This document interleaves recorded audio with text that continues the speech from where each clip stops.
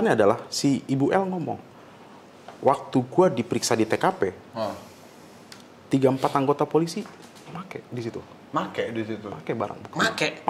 Gula, karena gula berlebih banyak orang mati gitu ya karena nasi. Iya. Lu mau hukum siapa? Petani yang nanem, ibu yang masak, atau lu yang makan nasi? Ada framing lebih parah lagi. BD nih. Nah, Bandar nih. bandar. Dalam hati kan berapa ton nih barang? Berapa bang? 2,5 gram. Ah, bandar lu.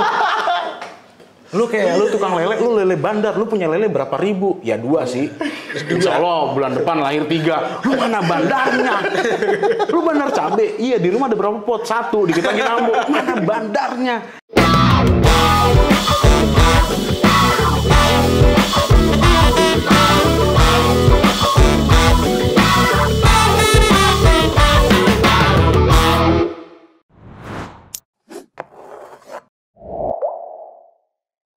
Selamat pagi, selamat siang, selamat sore, dan selamat malam. Kapan dan dimanapun kalian mendengarkan ataupun nontonin podcast ini. Kembali lagi bersama Hamburger Podcast. Joke is not a crime. Tepuk tangan dulu dong. Mantap. Gua Mantap. Jess. Oke. Ardi. Nah, harusnya gue sama teman gue juga satu nih. Oke. Si Arlen. Tapi tiba-tiba doi Ada acara. nggak bisa datang. Jadi ntar kan biasanya suka, wah ini Olmel Panel bukan. Lu emang, Bang. Gua. Tapi hari ini kita lagi-lagi numpang rekaman. Iya. Hari ini gua numpang rekaman di kantornya temen gua. Bang, pakai bang nggak? Pak. Pak ya. Pak. Lah. Yosua Octavian. Thank you. Senang menerima teman-teman HRWG di sini. Kalau namanya Yosua Octavian pasti lahirnya bulan Juli. Januari dong. Agustus.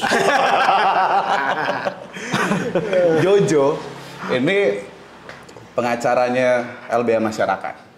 LBH Masyarakat ini LBH yang tukang ngebelain pengguna narkoba nih. Hah?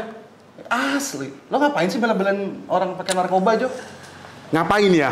Nah, ini iya. jawaban apa nih? Jawaban santai, jawaban serius nih. Santai. Jawaban santai. Disuruh bos. Suruh bos gua. Jawaban serius. Jawaban seriusnya. Ntar dulu. Ya. Soalnya Oke. gue pengen nanya Oke, yang siap. pertama-tama sama lo ini. Kasusnya Irjen Teddy. Boys, Teddy Minahasa. siap. Lu langsung to the point banget. Iya. Lu nggak suka sama dia ya? Hah? Lu nggak suka ya? Kenal aja kagak. Gitu maksud gue. Dia polisi, Bos. Polisi. Dia polisi. Jenderal bintang 2. Jenderal bintang 2. Oke. Tapi kemarin ketangkep bahwa dengan barang bukti narkoba berupa sabu ya, ubas ya. Bahasa gaulnya ubas. Bahasa gaulnya ubas kan. Ubas. Stanky, Iya. bahasa gaul lah itu ya. Ya. Sebesar sekitar Kiloan. kilo lah ya. Kiloan. Berapa kilo 3 ya? sampai 5 mungkin ya. Katanya sih sampai 5. 5. Itu kalau misalkan diduitin, gue rasa kebelilah rumah di daerah-daerah kantor LBH Masyarakat sini. Rumah dan isinya kalau Rumah gitu. dan isinya. Kalau rumah doang terlalu murah kayaknya. Bisa sih, Iya, harusnya kan? sih. Iya, Harusnya. asli. Iya. Iya. Iya kan? Iya kan? Nah, pertanyaan gue gini. Kalau polisi aja udah terlibat nih dalam peredaran narkotika, Iya. terus siapa yang kita bisa percaya, Jo? Oke, siapa yang bisa dipercaya ya? Ya, selain Tuhan ya? Iya. Di dunia ini emang gak ada yang bisa dipercaya, berarti jawabannya itu ya. Jawaban singkatnya di situ. Tapi masuk ke konteks kalau polisi aja, ya, aparatur negara gitu melakukan, lu mempercayai siapa? Ya ini kembali ke kasus yang seperti biasa aja. Lu lapor polisi atas dugaan penyiksaan. Lu lapor kemana? Ke kantor polisi lagi dan lain-lain. Hasilnya apa? Pasti dimentahin dan lain-lain kan. Ini kan yang menjadi polemik sampai saat ini. Begitu juga di kasus narkotika gitu. Toh polisinya yang melakukan juga. Sekarang gue mau percaya siapa? Ya ini udah nggak pertanyaan siapa lu percaya siapa. Ini konteksnya berarti kan udah, ya kebijakannya udah kacau semua. Udah bukan nggak bisa lu percaya lagi. Kebijakannya udah kacau. Karena kan kalau kita bacalah secara sekilas gitu ya beritanya, gue nggak tahu ya mau sedih, mau kaget, mau ketawa waktu itu.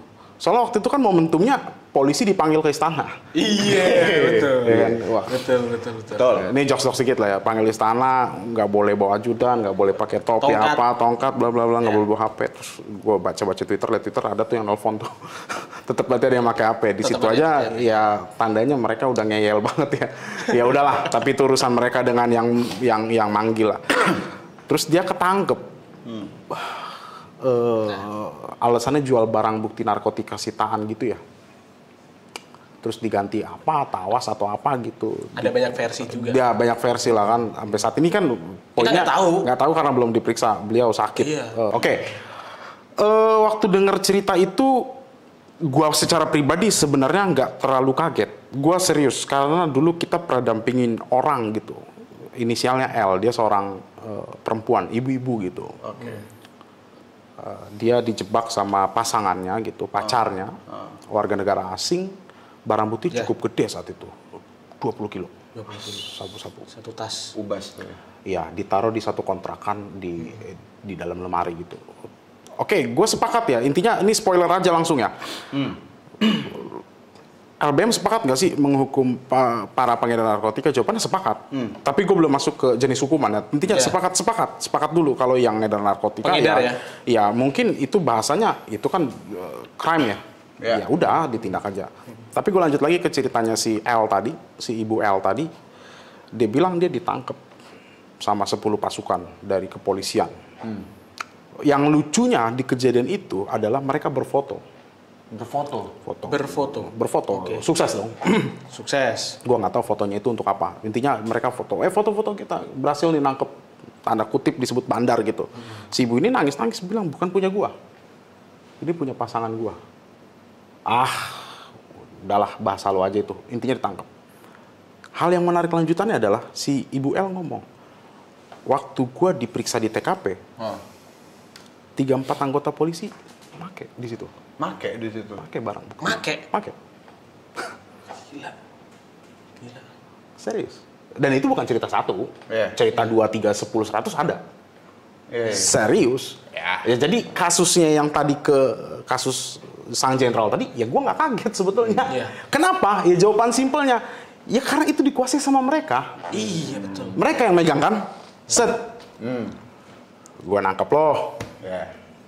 Badan lo gue tahan, barang lo gue sita. Sekarang kontrolnya di mana? Nggak ada. Oke nih, gue mau nanya nih.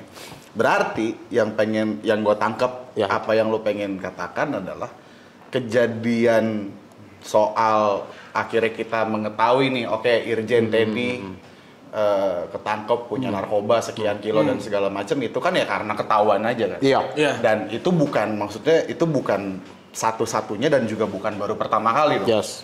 Berarti problemnya sebetulnya ada di mereka juga kan. Polisi sebetulnya mereka juga punya problem bahwa di dalam tubuh instansi mereka ada pengedar-pengedar juga ternyata. Ada orang yang memiliki andil dalam peredaran narkotika, bener gak? Gue jawab pakai jawaban almarhum Freddy Budiman aja berarti ya. Yes. Ya kan almarhum Freddy Budiman kan sebelum dieksekusi gitu juga dia menyampaikan kan bahwa dalam kegiatan selama ini walau alam lah ya. Intinya kan dia bilang gue juga tanda kutip berkoordinasi dengan para pejabat-pejabat negara. Oh iya, betul. Tapi kan keterangan itu diabaikan, seolah-olah kayak apa ya? Gua nggak tahu. Setahu dulu ada tim-tim tertentu yang membentuk itu, tapi kan nggak ada hasil. Ya itu keterangan yang disampaikan oleh bahkan seorang terpidana saat itu kan. Ya berarti kan menunjukkan kenapa harus kita juga menutup informasi itu. Kalau memang ada ya berarti faktanya ada kan. Ya mungkin yang terungkap sekarang sekelas jenderal gitu ya. Tapi kan di tempat-tempat lain gue nggak bisa bilang itu nggak ada juga. Mungkin ada, dan gue yakin secara ini ada. Tapi yang jadi masalah kan siapa sih yang bisa ngungkap? Bukan berani ngungkap ya, tapi siapa bisa ngungkap dan terungkap. Contoh kan tadi gue bilang tadi penyiksaan. LBM punya datanya tuh. Lu bicara penyiksaan ada nggak usah ditutup lah. Tapi pertanyaannya, apakah orang yang kena kasus penyiksaan sekarang selesai? Enggak. Diuji kok. Ini justru ini yang gue pengen tanyain tadi. Nyambung ke yang tadi ya. Kan berarti ini bukan barang pertama, bukan barang satu-satunya. Betul. polisi punya masalah di internal instansinya mereka bahwa mereka juga terlibat berarti ya. Iya. Mau diakui ataupun tidak, mereka terlibat Iya. dan mereka punya pengaruh dalam peredaran narkotika. Iya. Ya kan? Iya. Yang ditangkap-tangkepin kenapa pengguna? Nah, Mereka punya masalah di yang gedenya di dalam tubuh mereka nih, yang ditangkepin yang kecil-kecil nih pengguna nih. padahal kan Iya, ya. Coba. kenapa juga LBHM bela para pengguna ini? Bro. Ngapain ngebela pengguna ya? Nah, Kayak nggak ada ayo. kerjaan ya? Iya. Iya, iya. Oke, ini pertanyaannya jebak gue juga nih. Oke, pertama, kalau ada masalah gitu di situ, kok lo nyerangnya ke hal lain gitu, ke pengguna? Ada lagi pertanyaan lanjutannya, LB ngapain bela-bela pengguna? Pengguna, ya? Oke. Nah lo. Akademis dulu jawabannya lah ya. Oke. Oke. Kedua dan ke satu berarti. Tapi bener kan LBHM ngebelain pengguna narkotika kan? Iya, kita nggak bela hak pengguna narkotika, iya, 100% jawabannya valid. Dan bertanggung jawab itu. Nah, kalau gue mulai dari pertanyaan dulu, pengguna kenapa dibela? Kalau secara tinjauan hak kan kita paham itu hak kesehatan ya. Mungkin gini, Jess. Mungkin aja ya, lo kerja di HRWG dengan jabatan yang baik dan lain-lain, pro kerja yang enak gitu. Suatu saat lo ngerasa jenuh, ngerasa stres, bete dan lain sebagainya ya.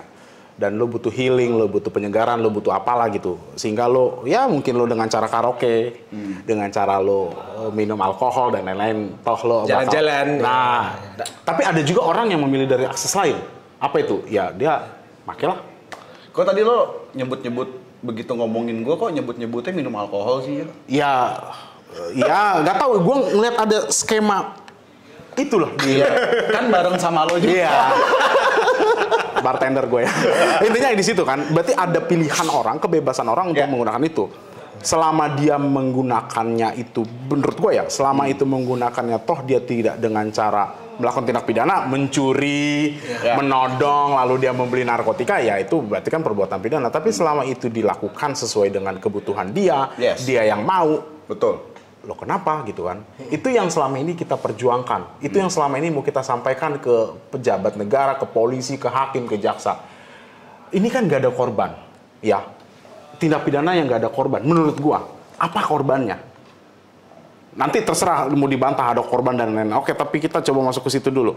Gue bilang ada korban. Itu dia yang ngelakuin, dia yang ngalamin, dia yang dapat manfaat dan fungsi dan sebagainya. Terus lu dipidana. Gue ketawa kan. Lo kenapa? Ya soalnya narkotika itu membunuh. Itu bahasanya dong. Pasti yang dimarahin. Narkotika membunuh. Setiap hari ada orang mati karena narkotika, bla bla bla. Oke, gue pengen uji itu justru. Sekarang gue bertanya balik. Rokok itu juga mematikan. Ya, selain rokok, salah satu angka kematian tertinggi itu kecelakaan. Oke, kecelakaan. Tapi nomor satu bukan kecelakaan. Kardiovaskular. Iya, kardiovaskular. Iya. Apa tuh?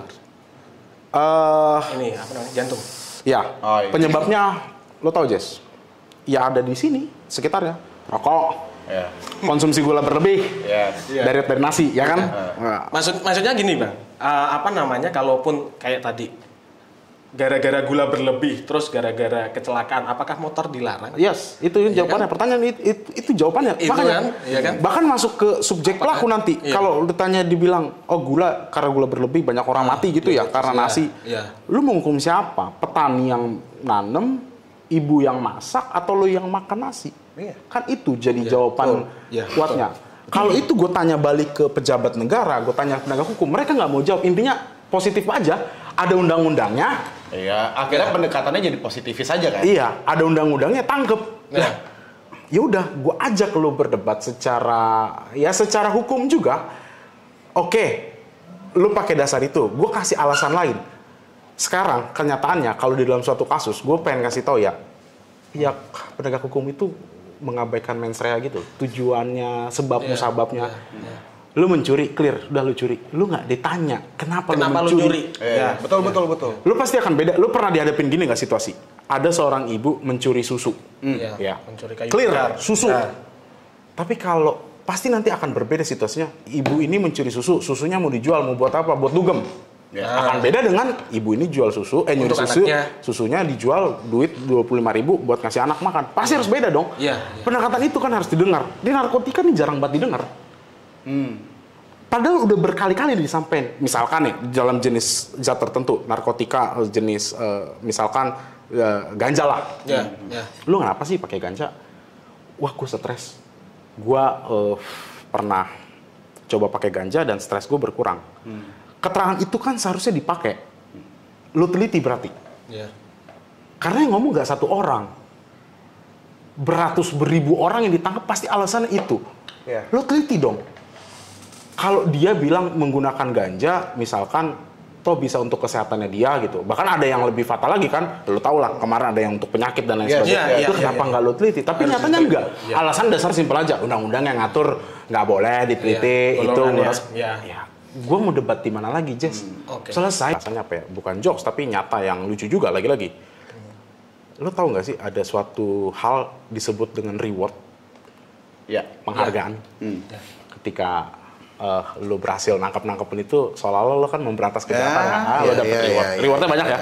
Lo naik pangkat, lo apa dan lain-lain gitu ya. Gue sih masih meyakini hal itu masih terjadi. Ya. Dan itu terbukti memang. Terbukti ya. Kadang-kadang kan itu dijadikan suksesor ya.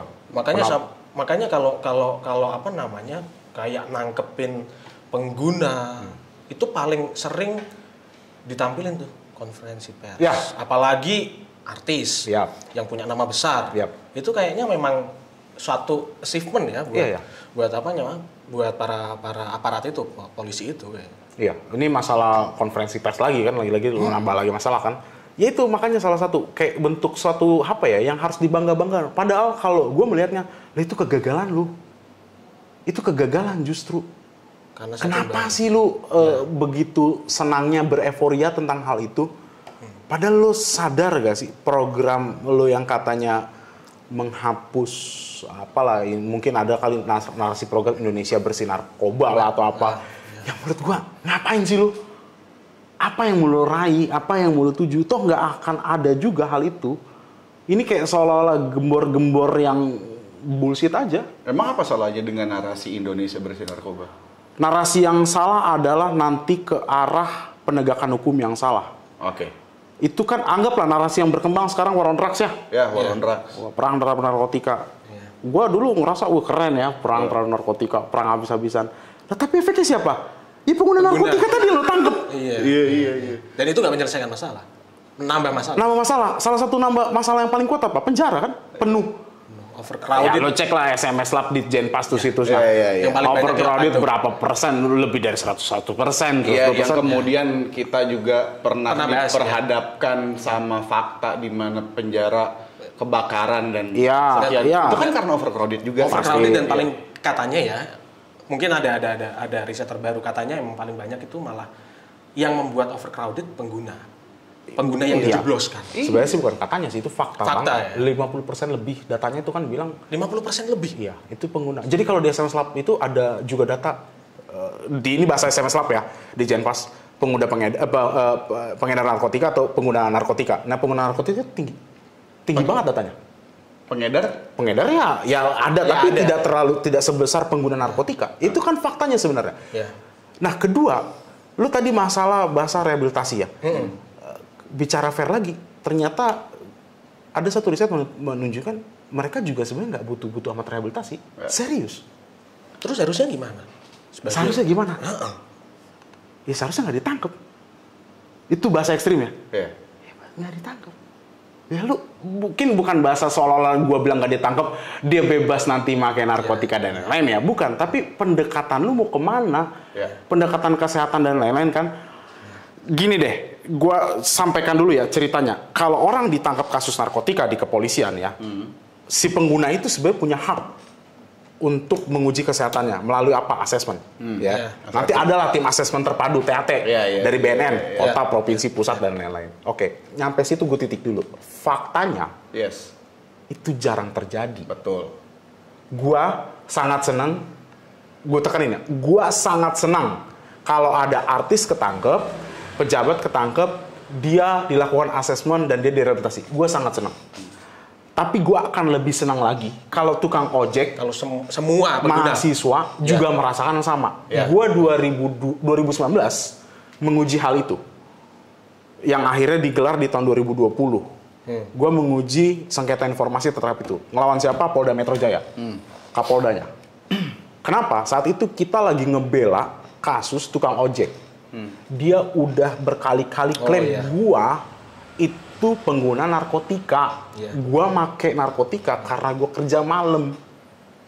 Gue butuh stamina lebih. Menurut dia Doping.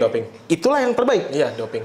Oke, ketika ditangkap, gue suratin penyidiknya 7 kali. 7 kali 2020 ya? 2019. Jadi prinsipnya adalah lu harus mohon dulu ke penyidik. Nanti penyidik kirim surat lagi ke tim asesmen itu. Ribet lah. Tapi gue nggak cuma sekedar minta ke penyidik, gue minta ke tim asesmen juga, gue tembusin. Faktanya 7 kali nggak dikabulin. Naiklah nih sidang, gue kasih tau ke hakim, nih gue udah ngelakuin ini loh. Diabaikan lah, ya nggak urusan gue lah bahasanya gitu. Singkat cerita dia dihukum dengan pidana minimal 4 tahun. Dia tuh alhamdulillah banget, puji syukur. Karena dia lihat teman-temannya dia di dalam, ya rutannya dulu rutan Cipinang. Dia bilang, wah kalau di kasus-kasus gue nih bang, 7 tahun 8 tahun. Dalam hati gue, lu makin narkotika 7 tahun 8 tahun. Habis Jess, lu makin ganja nih. Dia di HRWG nih, anggaplah gaji dia 20 juta. Ini contoh ya, ini biar clear aja. Gaji lu 20 juta, lu makin ganja. Enggak, ntar dulu. Kita mau bikin, gue mau clearin dulu. Lo jangan bikin contoh pulang gue diganti. Oh jangan. Ini anggaplah Jesse kerja di PT something lah. Gaji 20 juta, dia pakai ganja. Oke, satu, dia pakai ganja. Dia ketangkep. Dia pasti dipecat dong. Ya. Dari kantornya dia dong. Ya. Dihukum 7 tahun. Iya. Umur dia berapa? Tambah aja lu 7 tahun. Dia pulang ngapain? Belum lagi dia bawa oleh-oleh. Apa oleh-oleh? Catatan kriminal. Iya. Lu mau kemana Stigma. lagi? Lu mau kemana lagi? Lu ngelamar ke kantor gua. Lu gua tolak. Oh catatan kriminal ya? Anda melakukan LBHM. Ini jangan sebut LBHM-nya. LBHM terbuka. Anggaplah gua punya kantor apa kayak logistik atau apa. Jadi lu kalau misalkan gue kayak gitu lu nggak mau terima gue Jo? Mayoritas pasti nggak mau, Jess. Lu mau nggak? Gua malu friend, tenang aja. Tapi ini kan nyatanya itu kan. Catatan kriminal bos dari penjara nih. Lu bayangin pelik banget, padahal ngapain? Ya gue cuma pakai ganja segini doang. Gue baru nguntungin, gue ketangkep. Lu bayangin, sial banget gak sih lu? Sial. Padahal kalau lu tanya tadi, lu gebukin orang, Jess? Enggak. Lu ngerampok kali? Enggak, gue pakai ganja. Lu bayangin cuma karena itu. Cuma karena itu. Lu cuma karena itu, Jess. Itu yang sekarang gue bahas. Lu kenapa narkotika kok dijadikan apa ya, bulan-bulanan kita perang terhadap narkotika. Gua nggak mau nyala laptop ya. Gua tau nggak ada hal yang lucu lagi tentang narkotika. Ini gue lucu. Gue bocorin deh. Ini mau dipakai sama orang, Gue tuh iseng dulu. Berapa sih orang mati karena narkotika sehari? Gue pengen tahu tuh. Karena kan presiden, kepala BNN, polisi selalu teriak. Kita perang terhadap narkotika, war on drugs. Karena XX orang mati setiap hari. Gue cari beritanya. Beda-beda, friend. Ada yang 12, ada yang 18, ada yang 14, ada yang 20, 27. Gue nggak tahu data dari mana. Lo sekarang, kita lagi di zaman COVID. Lo tahu berapa orang mati karena COVID? Dikeluarkan oleh Menteri Kesehatan. Lo boleh uji itu dong berarti. Oh, pas hari ini 14 orang mati. Lo uji, lo benar atau nggak? Clear intinya ada. Narkotika lo dapat dari mana? Data dari mana tuh ya? Gue nggak tahu sampai sekarang. Gue sebenarnya pengen uji tuh, iseng. Tapi kalau ada teman-teman nanti bilang, ayo uji bareng-bareng, ayo, gue senang juga. Tapi itu lo bayangin. Iya benar-benar. Tapi lu lucunya udah nggak ada data itu, lu masih teriak lagi war on drugs. Gue semakin nggak tahu narasi war on drugs lu mau dibawa kemana, friend? Iya. Lu capek lah, pegang omongan gue, lu capek. Nah, ini gue sekarang gini deh. Kita masuk ke pertanyaan lebih konkret. Iya. Dengan pendekatan war on drugs, dengan penangkapan pengguna narkotika dan segala macam ini, itu dia punya pengaruh nggak terhadap pengurangan tingkat peredaran narkotika? Data, kan iya kan? Gue main data aja, ternyata enggak. Ternyata enggak fungsinya. Enggak. Ini kan sama kayak hukuman mati. Hukuman mati dipakai apa? Membuat efek jerah. Pasti itu dong yang dibangun pemerintah. Iya dong. Lalu gue nggak tahu ya. Ini lagi-lagi kritik buat pemerintah. Gue nggak bisa ngomong hukuman mati karena datanya nggak dibuka. Oke. Iya dong, data hukuman mati sekarang nggak ada yang punya Indonesia. Mau nggak mau LSM tuh yang kerja tuh, CSO. Tapi kan nyatanya kalau narkotika, lu lihat laporan tahunan BNN, lu lihat laporan tahunan Polri, angkanya naik, jumlah barang bukti naik. Berarti lu kan menunjukkan salah satu, lu gagal. Akuin aja lah gagal. Berarti pendekatan war on drugs lu salah. Iya. Ya kalau udah salah, kenapa terus dilanjutin? Lu putar otak dong. Sekarang apa sih susahnya mendekatkan prospek kesehatan ke dalam pengguna narkotika? Apa sih susahnya? Kayak tadi gue bilang lah, mungkin tadi belum tuntas. Akhirnya tuh gue gugat tuh si Polda Metro Jaya melalui KIP. Komisi Informasi Provinsi, publik, tapi ini provinsi DKI Jakarta KIPP. karena Polda Metro Jaya. KIPP Iya. ya. Hasilnya secara kesimpulan adalah menyatakan bahwa Polda Metro Jaya dia melakukan pelanggaran. Karena gue minta informasi, karena dia nggak ngasih gue 7 kali, gue minta informasi. Iya. Kenapa sih lu nggak mau? Iya. Gue butuh informasi itu. Karena gue melihat ada ketimpangan antara artis X, pejabat Y, dengan si tukang ojek. Bukan berarti gue berharap si artis X itu si pejabat Y nggak disamakan dengan si tukang ojek yang kita tapi bukan. Justru gue berharap Sebaliknya. lu naik sama, setara di situ. Iya. Tapi kan ada faktor-faktor ya, lo tau lah. Duit kan lu mau bilang itu? Oh, apa lagi bos? Gue belum pernah dampingin artis sih, jadi gue nggak tahu. Mungkin kali ya, kalau dampingin artis kita tanya lawyer artis lah. Apa iya pakai duit atau enggak? Gue nggak tahu. Tapi nyatanya yang gue tahu di dalam undang narkotika ada bunyi menyatakan segala macam bentuk pendekatan rehabilitasi itu ditanggung oleh biaya negara. Harus dibiayain. Ya karena kan instrumen negara. Iya. Yang asesmen lu Cuman teman gue yang masuk di Lido aja dikenain biaya bos. kena biaya. Iya. Gitu. Oke, sekarang ada ini kita baru ngomong yang Lido ya. Belum di panti-panti rehabilitasi milik para Oh iya. paham lah ya. Gua para petinggi gue lagi buka posko itu, Jess. instansi tersebut. Gue lagi buka posko itu. Soalnya kita salah satu korban, ada klien kita juga korban itu. Kita sebut lembaga rehab nakal gitu ya. Iya. Lu bagian rehab. Iya, karena dia minta uang yang gede. Terakhir itu kita pulangin orang anjir, lupa Cianjur atau mana gitu. Dia ditangkap di Wait. Berapa nominalnya yang minta? puluhan. Puluhan. Oke. Gue berani nyebut mereknya kok, lembaganya serius. Karena dulu itu dia ditangkap polisi dari Cianjur, dibawa ke lembaga rehab di sana, di Cianjur. Di Cianjur. Karena nggak ada duit, bingung juga ngambil gimana, dia dioper lagi ke lembaga rehab di Bekasi. Iya. Yang grade-nya paling turun gitu paling ya? Gue iseng, gue suratin lah BNN, gue suratin ke Mensos. Gue nanya, Mensos, BNN, lo tau nggak lembaga rehab ini ya? Lo kan punya daftarnya tuh, lembaga rehabilitasi, terakreditasi, bla bla bla bla. Dijawab, nggak ada. Nggak tahu. Nggak ada. Mungkin kalau BNN jawabnya begini, oh saya tahu itu punyanya mantan bos saya. Mungkin. Itu yang terjadi waktu teman-teman mahasiswa pelajar tangkap-tangkap waktu aksi kan, omnibus.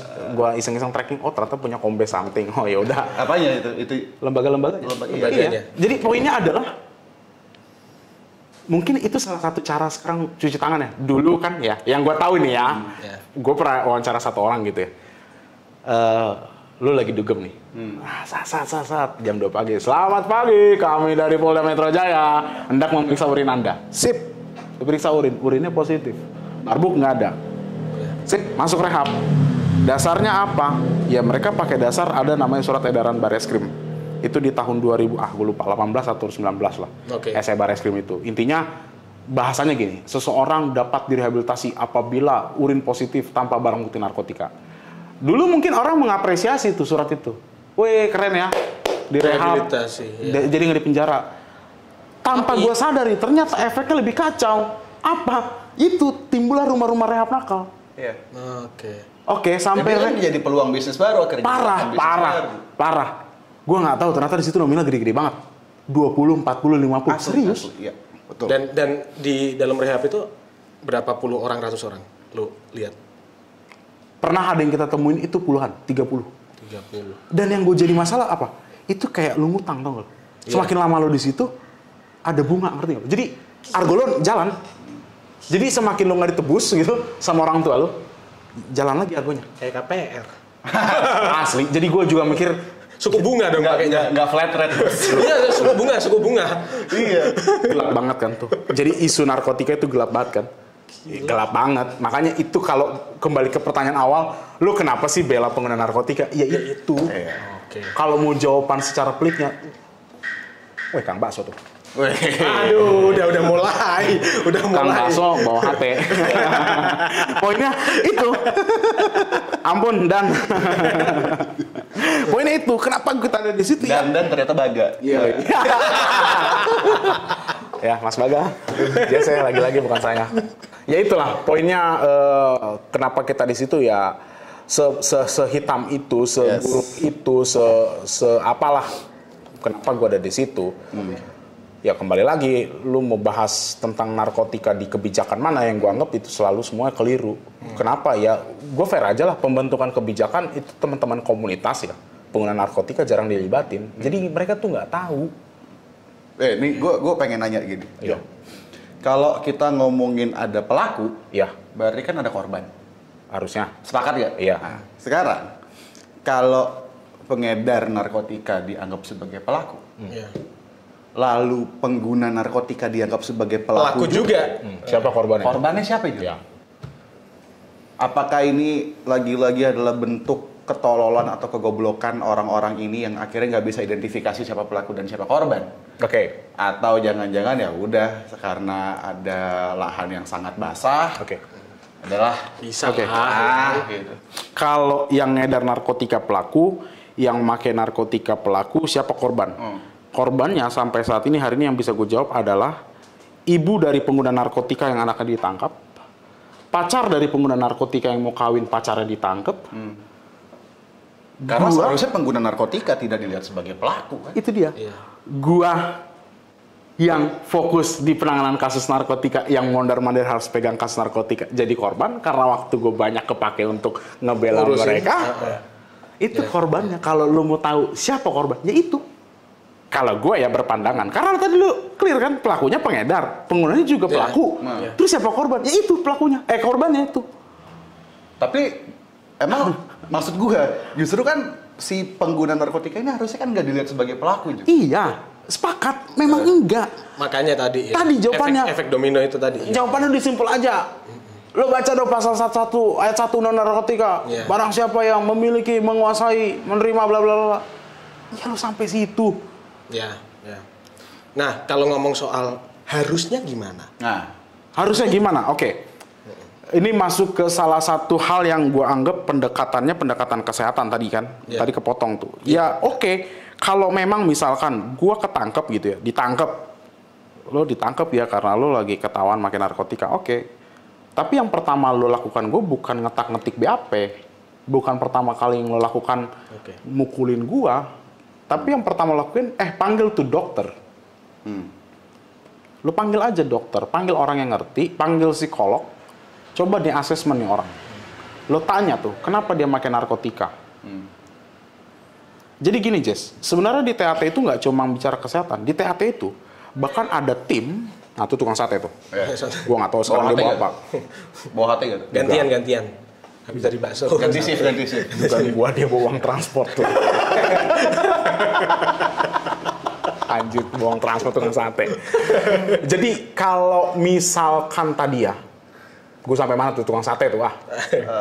Kesehatan. Nah, kesehatan. Lu panggil Ya, dokter, psikolog, dokter. asesmen lah ya. Asesmen. Itu juga ada tim yang bisa memantau apakah dia terlibat dari peredaran gelap narkotika atau enggak. Kalau itu jangan ditutup, padahal itu berguna buat teman-teman penyidik. Ini malah ditutup. Tadi gue bilang kan, asesmen pengen rehab ya, belum tentu. Asesmen itu jangan terlalu terus mendekatkan langsung ke rehab, enggak rehab. Di situ ada tim kesehatannya, medisnya, tim psikolognya, tim hukumnya ada. Nah, tim hukum itu untuk melihat nih orang terlibat dalam peredaran narkotika atau enggak. Nanti mereka tuh tim mengeluarkan rekomendasi. Itu yang harusnya dilakukan utama. Ini enggak, langsung disidik. Lo beli barang dari siapa? Oloy bang. Udah dia nanya itu doang. Iya. Padahal kan fungsi lebihnya lo tangkap Oloy. Lo cari si Oloy, lo koordinasi lah. Lo kenapa Oloy lo sama si ini kok jadi pakai barang dan lain-lain. Jess, lu kenal Oloy nggak? Ini kan jadi ya gua Tapi nggak tahu. teman gue kayak ditukar pala tuh. Nah, tuh gue pengen masuk itu. Ada bahasa lagi tuker pala kan. Kepala. Iya. Kok gue tahu ya? Ngaco, bilang ini ngeri banget ya bahasa-bahasa tuker pala. Ya gue nggak tahu itu untuk apa juga tujuannya, seolah-olah kayak mengambil sesuatu yang kepala. Padahal yang ditangkap semua, jempol semua. Kaki yang paling bawah semua tuh. Apalagi, wah gila ada framing lebih parah lagi. BD nih, Nah, bandar nih. bandar. Dalam hati kan berapa ton nih barang? Berapa bang? 2,5 gram. Apa bandar lu? Lu kayak lu tukang lele, lu lele bandar, lu punya lele berapa ribu? Ya 2 sih. Insya Allah bulan depan lahir 3. Lu mana bandarnya? Lu bandar cabe, iya di rumah ada berapa pot? 1, dikit lagi nambah. Mana bandarnya? Itu kan stigma framingnya penegak hukum selalu. Bede nih, bandar nih. Gue nggak ngerti. Apa sih yang dimaksud dengan bahasa-bahasa itu? Ya udahlah. Kalau tadi gue bilang lu mau memframing dia sebagai A atau B, ya udah lu uji dulu aja melalui asesmen. Ntar kelihatan kok. Hasil itu bisa lo pakai, justru itu ngebantu. Ini enggak, bahkan ada bahasa lagi kan jual beli pasal. Iya. Lo tau lah ada pasal namanya 127 jadi pasal dagang tuh. Iya. Lo mau naik 127 nggak bos? Nambah dong. Lah, gue makin bingung gimana cara lo nambah pasal. Besok yang kena 340 bisa nambah pasal tuh. Diubah dong jadi pencurian biasa kan nggak lucu banget. Makanya gue bilang sama ya ke pak penyidik inilah, tolonglah. Kalau lu pertama kali kalian mau lakukan penyidikan, ya itu di dalam kasus narkotika libatin aja. Kalian ada anggaran loh di situ. Ada anggaran loh di situ. Tapi kenapa nggak dipakai? Ya, saya pakai mas. Iya, lo pakai ke siapa? Artis, pejabat. Tukang ojek juga dapat dong, tukang angkot dapat dong.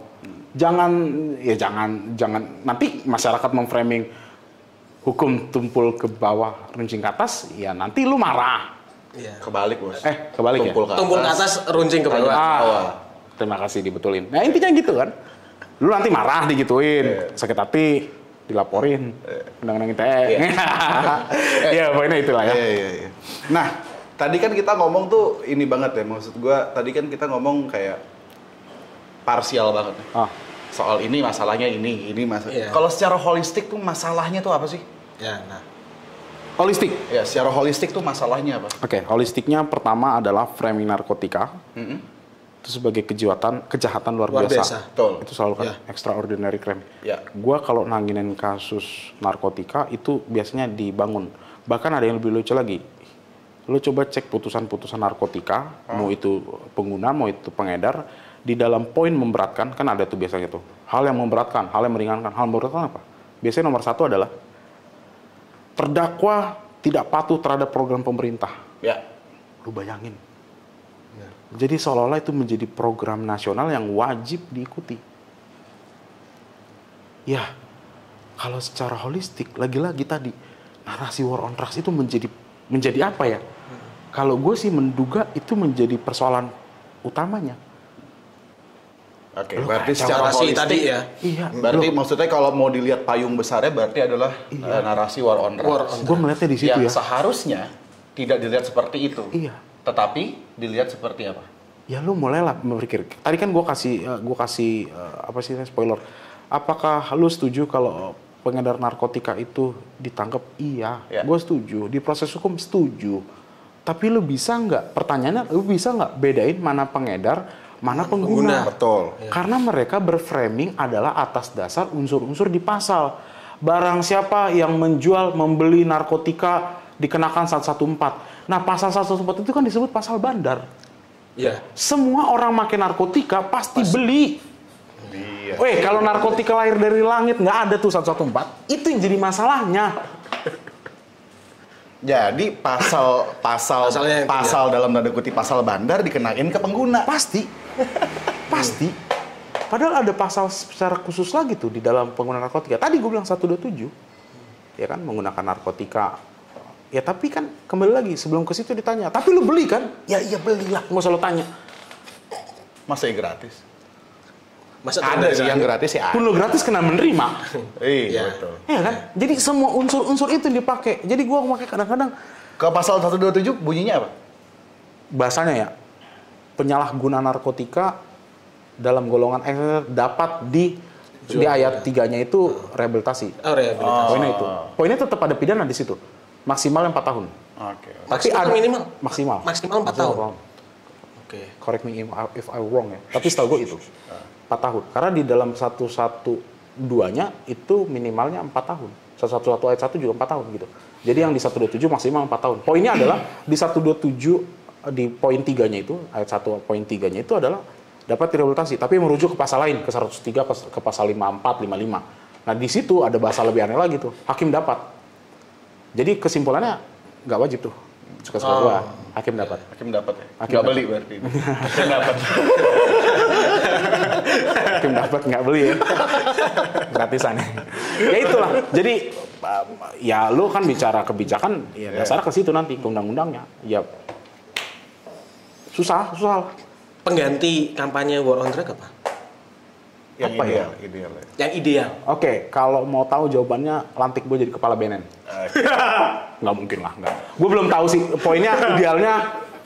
Idealnya Ya. adalah gantilah si Oke, pendekatan idealnya yang gue ngaco pakai itu gitu ya. idealnya gue pakai kampanye LB masyarakat aja ya. Pengguna bukan kriminal, Ya.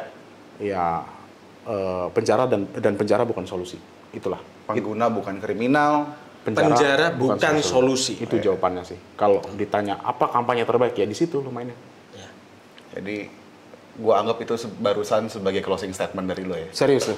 Mantap. Serius lu? Gimana? Mantap, Serius bro. lu? Coba diulang. Di kamera sambil begini. Oke, sambil gini ya. Iya. Gua kayak lawyer apa lah gitu ya. Pengguna bukan kriminal, penjara bukan solusi. Oke. Ditambahin dong. Apa? Jangan memukul tapi merangkul. Wih. Dapet kan? Emang suka mukul? Sana incorporasi. Emang suka mukul ya?